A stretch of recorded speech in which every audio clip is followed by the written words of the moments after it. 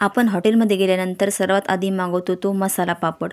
हा पापड लहानांपासून मोठ्यांना सर्वांना आवडतो आणि हा पापड आपण घरच्या घरी तयार करू शकतो अगदी 5 मिनिटात। आणि हॉटेलमधला पापड महागही असतो। आपण खूप कमी साहित्यात आणि कमी वेळात पापड हा तयार करू शकतो।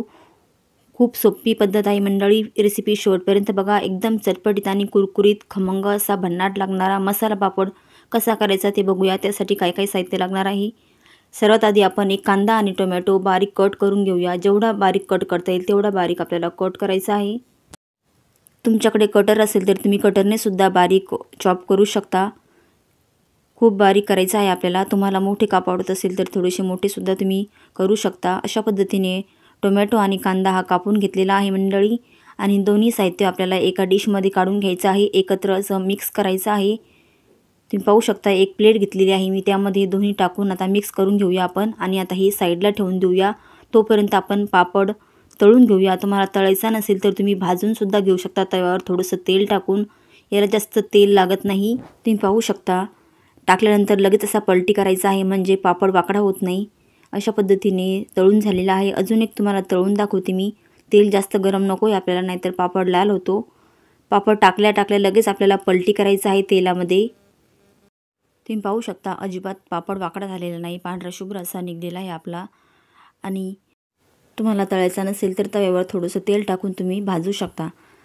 आता एक पापड घेतलेला आहे तळलेला आणि त्यावरती आपण जो कांदा आणि टोमॅटो कापून घेतलेला आहे तो यावरती टाकायचा आहे।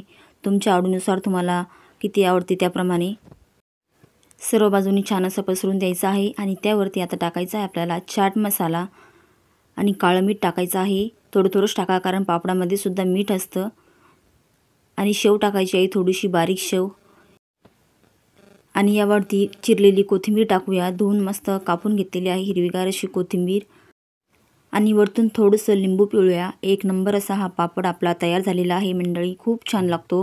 हॉटेलच्या पापडला सुद्धा लाजवेल असा हा पापड, मसाला पापड, चटपटीत आणि चविष्ट असा मसाला पापड। मंडळी तुम्ही सुद्धा करून बघा आणि चॅनलवर पहिल्यांदा आला असेल तर चॅनलला सबस्क्राईब करा।